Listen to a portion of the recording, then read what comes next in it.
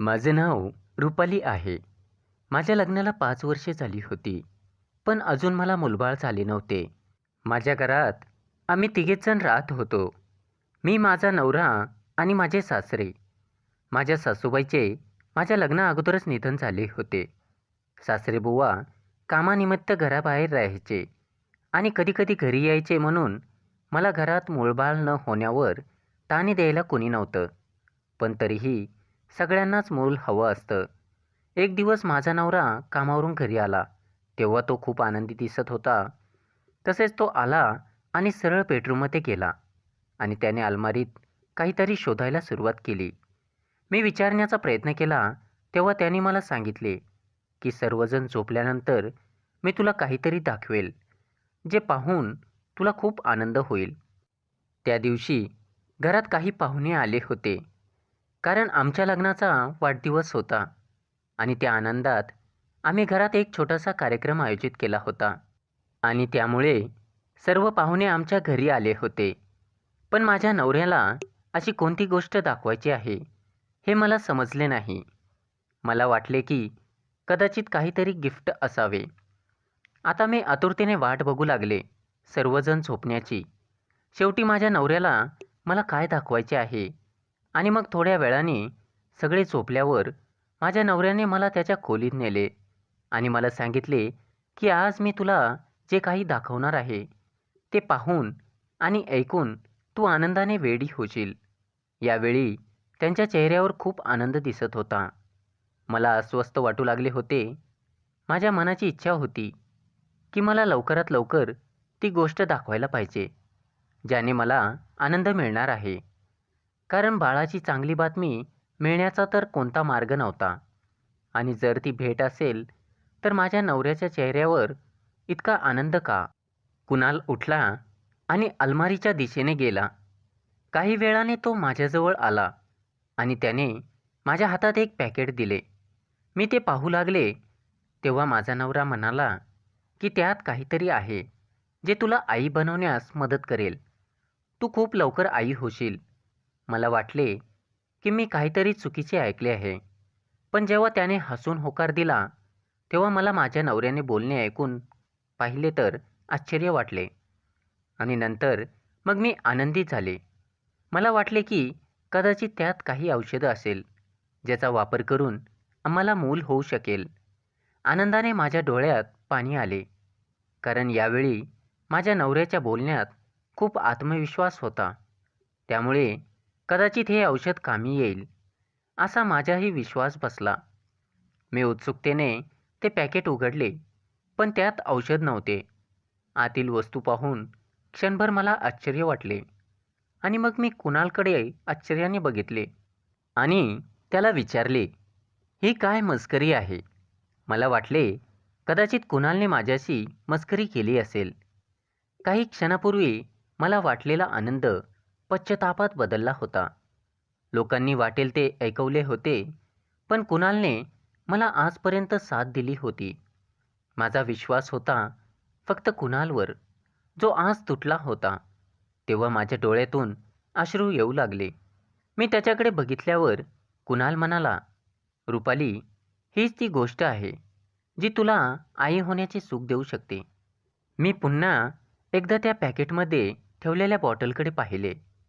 ती हिरव्या रंगाची होती. याशिवाय त्या पॅकेटमध्ये दुसरे काहीही नव्हते. कुणालने माझ्या हातातून बॉटल घेतली आणि सांगितले की ही अशी गोष्ट आहे जी तुला गर्भवती करू शकते.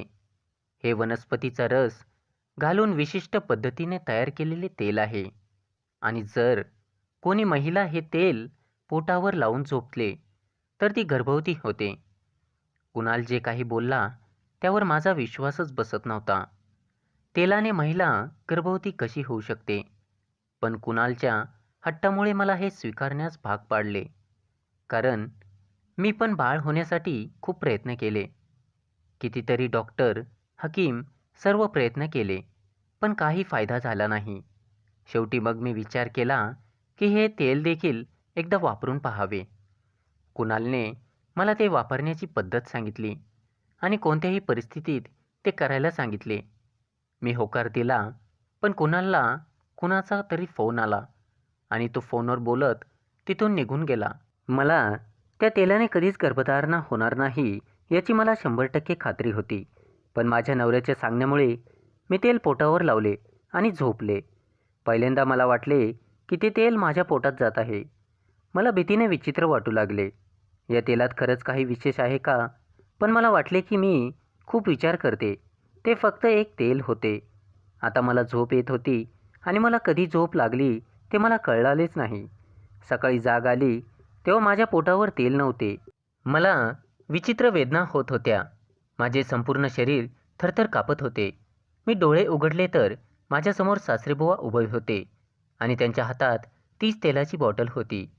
मला जागे पाहून त्यांच्या चेहऱ्याचा रंगच उडाला. मग ते म्हणाले, "सुनबाई, मी तुला उठवायला आलो होतो. कुणाल तर केव्हाच ऑफिसला निघून गेला आहे. घरातील बाकीचे पाहुणेसुद्धा उठले आहेत आणि तुझी वाट पाहत आहे." इतकं बोलून ते निघून गेले. माझे सासरे मला घाबरलेले दिसत होते. मला एक विचित्र अस्वस्थता होत होती. मला काही काम करावेसे वाटत नव्हते. मला माझे डोके जड झाले वाटत होते. फक्त 2 दिवस झाले होते की माझी तब्येत बिघडायला लागली आणि मग संध्याकाळी कुणाल घरी आल्यावर मी त्यांच्यासोबत डॉक्टरांकडे गेले. डॉक्टरांनी मला ॲडमिट केले. माझ्यावर अनेक तपासण्या करण्यात आल्या. मी इतकी आजारीही नव्हते की मला ॲडमिट व्हावे लागले. मला आश्चर्य वाटले जेव्हा दुसऱ्या दिवशी माझा रिपोर्ट पाहून. डॉक्टर हसत म्हणाले, "अशा परिस्थितीत सर्व काही नॉर्मल आहे. तुम्ही आई होणार आहात." हे ऐकून मलाही खूप आनंद झाला. मला वाटलं कदाचित तेलात खरंच कसली तरी जादू होती. पण विश्वासच बसत नव्हता की हे कसं झालं. कदाचित हे एक स्वप्न असेल, कारण मला माहीत नव्हते की मला तो आनंद इतक्या सहजतेने मिळेल, ज्याची मी गेल्या अनेक वर्षापासून वाट पाहत होते. माझा आश्चर्य आणि त्रासामुळे मला हा आनंद फुकट घालवायचा नव्हता. म्हणूनच मी या सर्व गोष्टींवर मन वळवले आणि थेट घराकडे निघाले. घरी आल्यावर कुणालने माझ्या सासऱ्यालाही आनंदाची बातमी सांगितली. पण ते खुश होण्याऐवजी नाराज का झाले तेच कळालं नाही. त्यांच्या चेहऱ्यावर एक विचित्र नाराजगी दिसली. मला वाटले आजपर्यंत त्यांची खूप काळजी घेतली होती आणि त्यांना खूप महत्त्व दिले जात होते. नवीन मुलांच्या आगमनाच्या बातमीही कदाचित त्यांच्यासाठी आनंदाची बातमी नसावी, असा ते विचार करत असेल. कदाचित त्यांचे महत्त्व आता कमी होईल असे त्यांना वाटत असावे, म्हणून ते खुश झाले नाही. असे दिवस जात राहिले. आजकाल कुणाललाही माझी खूप काळजी घेत होता आणि सर्व काही विसरून गेला होता. त्याला हा आनंद मनातून जाणवत होता. मी पण त्याला साथ देत होते. हळूहळू मला कुठून तरी एक अफवा कानावर पडली, जे जाणून मला थोडं आश्चर्य वाटलं की त्या हिरव्या तेलामुळे आतापर्यंत 60 महिला माता झाल्या होत्या. यापैकी एक मी पण होते. आमच्या वस्तीत एक दुकान खूप प्रसिद्ध झाले होते, जिथून आम्हाला असे हिरवे तेल मिळायचे. योगायोगाने माझे सासरे त्याच दुकानात कामाला होते. ते हिरवे तेल माझ्या वस्तीतल्या कोणत्याही बाईला हवे असेल तर माझे सासरे ते आणून द्यायचे. एक दिवस मला त्यांनी विचारावेसे वाटले की या तेलावर असे काय करतात की ज्यामुळे महिला लगेच गरोदर होतात. पण जेव्हापासून मी गरोदर राहिले तेव्हापासून माझ्या सासऱ्यांना माझ्याशी बोलायलाही आवडत नसे आणि त्यांच्याशी असे बोलताना मला स्वतःलाही लाज वाटली. अचानक एक घटना घडली ज्याने रात्री माझी झोपच हिरावून घेतली.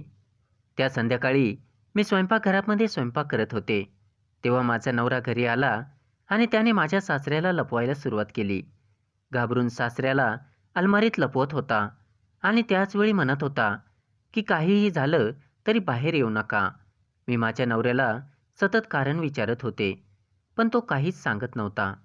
मग अचानक पोलीस घरी आले आणि माझा नवरा कुणालला पकडून घेऊन गेले. मी कारण विचारत राहिले, त्यांच्यासमोर हात जोडत राहिले, पण त्यांना दया आली नाही. माझ्या नवऱ्याने स्वतःला सोडवण्याचा प्रयत्नही केला नाही. तो शांतपणे पोलिसांसोबत निघून गेला. सर्व निघून गेले तेव्हा मी माझ्या सासऱ्यांना बाहेर काढले. मला त्यांच्यावर संशय आला. मला माहिती नाही त्यांनी असे काय केले की कुणालने स्वतःला पोलिसांच्या स्वाधीन केले.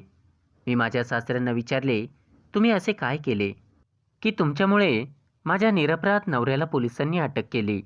आता तुमचे वय काय आहे? तुम्हाला काही लाज वाटते का नाही?" तेव्हा माझे सासरे मला म्हणाले, "सुनबाई, जा आणि तुझ्या नवऱ्याला विचार, मी काय केले आहे, की त्यांनीच केले आहे. मी तुझ्या कोणत्याही प्रश्नाचे उत्तर देऊ शकत नाही.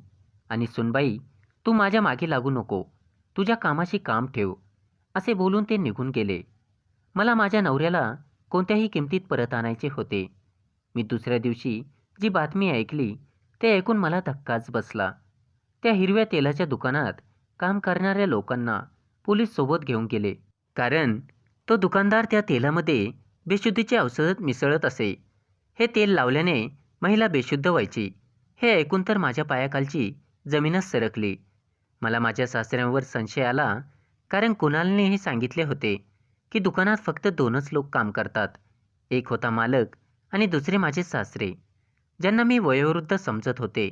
आणि मी पण त्या बायकांमधलीच एक होती. याचा विचार करूनच माझा आत्मा थरथरत होता.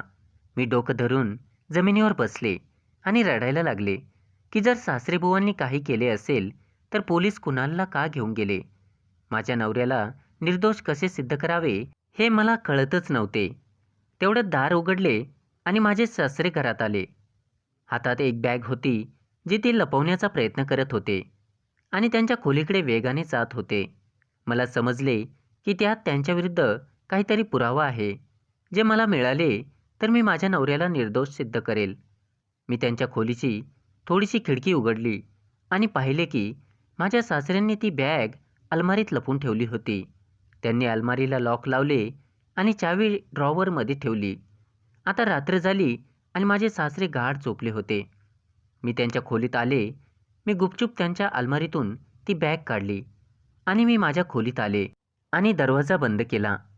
मी ती बॅग उघडली तेव्हा माझ्या पायाखालची जमीनच सरकली. काय करावे हेच मला समजत नव्हते.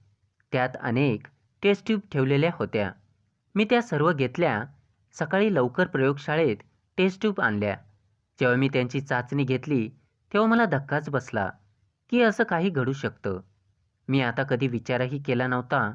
पण माझ्या संशयाची पुष्टी करण्यासाठी जेव्हा मी स्वतःची आणि त्या महिलांची चाचणी घेतली तर रिपोर्ट पाहिल्यावर मला कळाले की माझ्या सासऱ्यांचेच मूल माझ्यासह सुमारे 60 महिलांच्या गर्भात वाढत होते.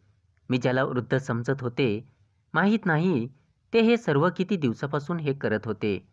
वस्तीतील एक महिला डॉक्टर जिने मला एक रात्र दवाखान्यात ठेवले होते, ती पण या कामात सहभागी होती. कारण सगळ्या बायका तिच्याकडे जायच्या. तिला सोबत त्या लेडी डॉक्टरचे कार्ड पण तेथून दिले जायचे. मग मी माझ्या नवऱ्याला निर्दोष सिद्ध करता यावे म्हणून सर्व पुरावे पोलिसांकडे दिले. या कामात माझा नवराही सहभागी असल्याचे कळाल्यावर मला खूप वाईट वाटले. त्या डॉक्टरला अटक झाल्यावर ही सगळी फसवणूक त्यांनीच केली आहे हे मला कळाले. तो डॉक्टर नसून शास्त्रज्ञ आहे आणि त्यानेच माझ्या सासऱ्यावर पहिला प्रयोग केला होता आणि तो यशस्वी झाल्यानंतरच त्यांनी ही योजना आखली आणि या सर्व लोकांच्या असहाय्यतेचा फायदा घेतला आणि त्यांच्यापासून जे पण पैसे यायचे ते सर्व वाटून घ्यायचे. याच्या प्लॅनची पद्धत अशी होती की त्या तेलाने त्या महिलांना बेशुद्ध करायचे आणि मग त्यांना चक्कर यायची आणि अस्वस्थ वाटायला लागायचे. अशी सगळी औषधे तेलात मिळवली जायची आणि जेव्हा त्या महिला त्या लेडी डॉक्टरांकडे जायच्या तेव्हा एका रात्रीसाठी त्यांना हॉस्पिटलमध्ये ॲडमिट करून ते त्यांचं काम पूर्ण करायचे आणि सकाळच्या रिपोर्टमध्ये दाखवायचे की त्या गरोदर आहेत. मला स्वतःचाही राग आला की एवढी सुशिक्षित असूनही मी या सगळ्या गोष्टीत कशी पडले. मंडळी, कथा आवडली असेल तर व्हिडिओला लाईक करा आणि चॅनलला सबस्क्राईब करा. धन्यवाद.